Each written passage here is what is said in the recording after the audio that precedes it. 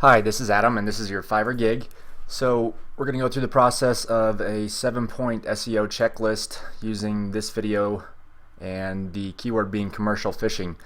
So the first thing that I look at before I put up a video on YouTube is the keyword competition to see how many videos I'm competing with, what the competition's like, how easy it's going to be to rank a video. So I have a program that pulls that information for me, and so based off of the keyword commercial phishing, there's 1,300 searches a month on Google. Now the reason I use Google's data is because ideally you want to get ranked in Google and YouTube actually doesn't have any keyword tools to give us this information, and so you can take a look at this and have a good idea if people are at least searching for it on Google, because if they're not searching for it on Google, pretty good chance that they're not going to be searching for it on YouTube as well. So 1,300 searches a month. There is 622 YouTube videos that you're competing with. So 622 other videos have this keyword commercial phishing in either the title, the description, the meta tags, or the video source file, which we're going to show you. We're going to talk about all those in this video. So this middle row is average cost per click, and that has to do with Google AdWords.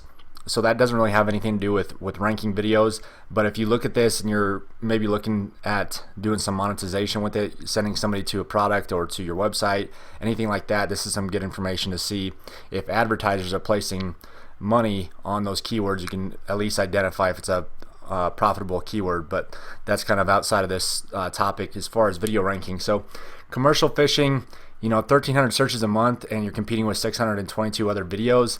Definitely very, very competitive for the amount of searches it's getting. So I'm going to attach this spreadsheet with the order, and you can go through here and you can find other keywords that are related to commercial phishing that might make more sense for you to shoot a video about. And so that's what you want to look at, is how competitive the keyword is.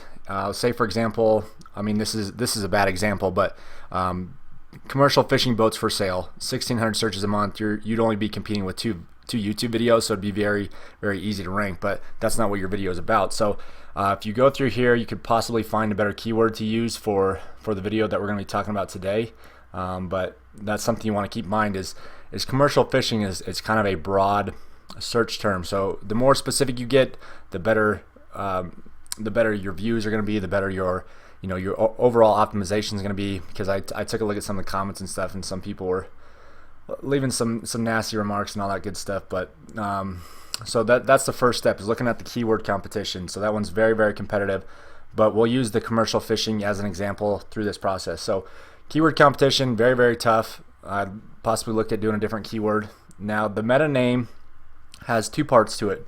First part is the actual title, and so with the title you want to put your keyword first. So you want to do exactly commercial phishing, so you'd want to have it over here, commercial phishing experience out on wherever you're at, because I also saw that there was a lot of people kind of commenting about the whole Deadliest catch thing. So you want to at least make your title what the video is about. If you're misleading people, you're definitely gonna get some people that aren't happy with watching your video, and that's gonna affect your SEO, because one of the processes that YouTube looks at to rank a video is how long is somebody actually staying on your video. If they're jumping off your video after 1 minute and 30 seconds, that's gonna really hurt your ranking no matter how well you're optimized, because YouTube looks at, is somebody staying on the video for the whole video, or how long are they staying on. So what you can do to check your own video is, if you come over to on the right hand side, top right corner, click on your channel icon, and then go to Creator Studio. Just a second here, the video is loading. So go to Creator Studio after you click on the channel icon. And then on the left hand side you'll see Analytics. So this will give you a good indication of how long somebody's actually staying on your video, which again can give you a good idea if it's good content or not. So then if you come down here to Analytics and then go down to, there's a place for audience retention right here. So click on that, and then you click on this video that we're talking about here, and you can actually see when people are dropping off your video on average and that'll give you a good indication of, again, how long somebody's actually staying on, because if nobody's staying on, it doesn't matter how well you're optimized for a video. So come down, find the video on your channel that you have uploaded. So let's say you've selected it. I'm just using this one as an example. Select it, and then it will pull up the information here. So this one here will show where people are dropping off on average. So you want to take a look at that based on how many views you've already had with this video and see when people are dropping off. And you kind of want to keep an eye on this when you're doing any future videos as well. So that's important with that. So meta name, you need to have the meta name with the keyword first in the title, and then the second part of it is the actual tags. So the tags, they can be changed at any time on your video. So let's go ahead and pause this again.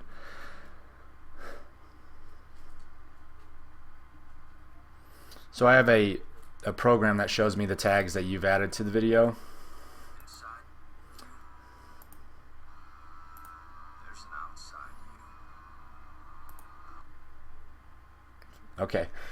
Okay, so tags, here are your tags right here. So with your tags, you want to put your main keyword first, commercial fishing, and then you want to keep it to about 6 or 8 tags, because the more tags you add, the more you're going to confuse YouTube on what your content is, and you want to keep all your tags very similar, related keywords as well. So you can use either that spreadsheet that I'm going to send you, or you can also do this where you go to Google and you type in the keyword that you're using for your video. Scroll all the way down and you'll find some related searches that other people are searching for. So when somebody comes to Google and they type in commercial fishing and they don't find what they want, then they go on to add these other words to the keyword. So commercial fishing jobs probably wouldn't make sense, either would boats for sale. Salary might not. Methods would definitely probably make sense for that video. So you can add these as your tags and then look at that spreadsheet as well. So you really only want about 6 to 8 tags on your video, and you want to have your main keyword first with your tag, and then related tags as well with the keyword that you're focusing on, and then keyword first in the title. And I would definitely change the title based on what your video is about. Now next part is the video description, and this also includes the keyword density. So with the video description right down here, you want to have a description that's about 200 to 400 words long.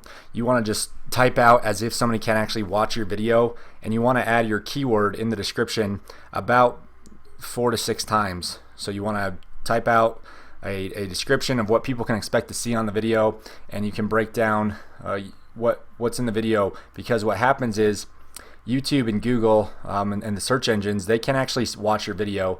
And so if you go to, let me show you what it looks like for the search engines.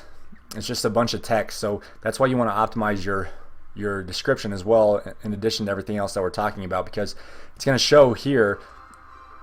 And if you have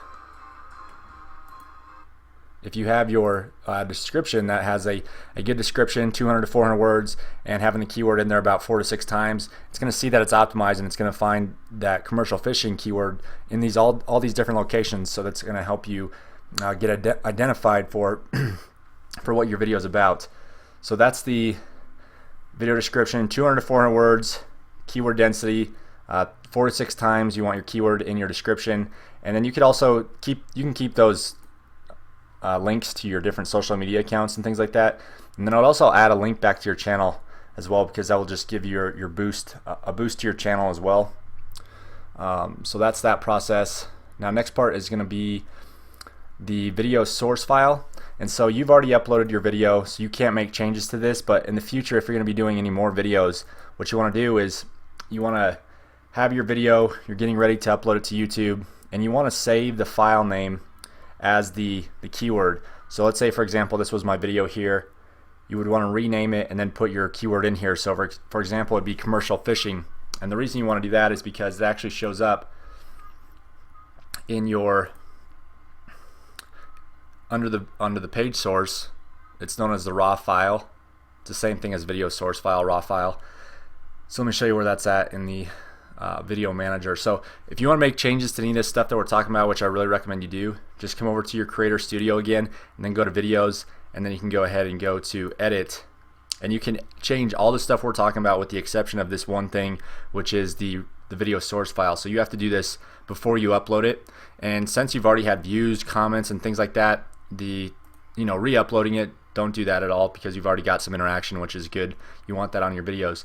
So this is where it shows up, raw file right here. So that would be where the keyword would be. You save it, and then you go through the upload process. So you can't make changes to the video you've already done, but going forward, if you're going to do any more, change the video source file on that. Now the transcript is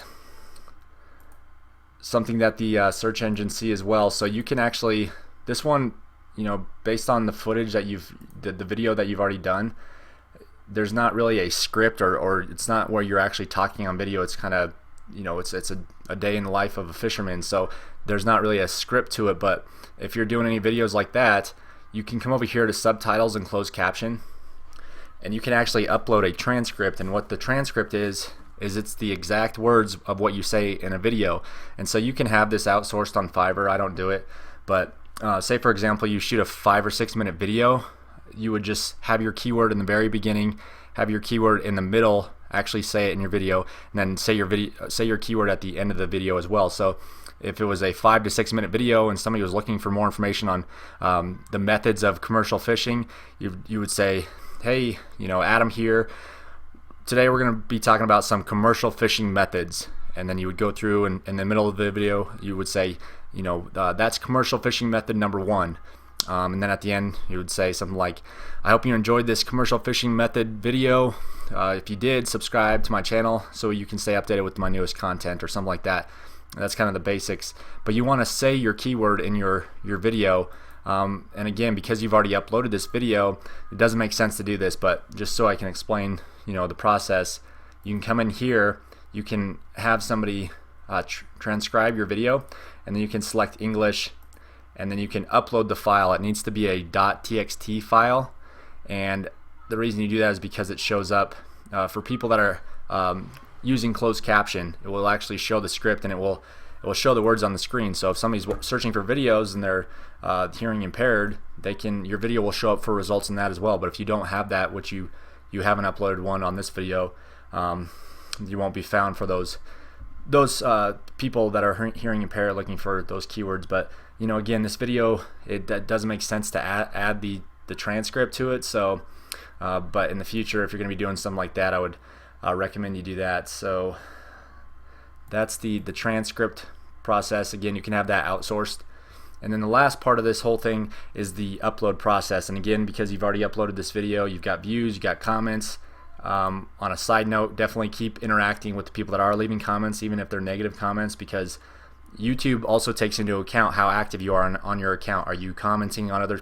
Are you responding to comments? Are you uploading videos on at least once a month? Or are you staying active on the channel? Because YouTube doesn't want a bunch of people to just come in here, upload videos, and then just leave. So you want to be active on your channel as well, which you are. But with the upload process, you want to get all this stuff done that I just talked about. Have your description done, have your title done. If you're going to have somebody transcribe the video, have that done. And then when you go to upload your video, the first thing that you want to do, you want to change that video source file like I talked about, and then you want to upload it and set it to either unlisted or set it to private, and then go through the process that I just talked about. Add your description, upload your transcript, do all that stuff, and then you can go ahead and set it to public. And the reason you want to do that is because as soon as you set it to public, it identifies all the search engines to come over and what's known as crawl your video. So they basically look at this page source and they start to determine what your video is about, keyword, and start to categorize it.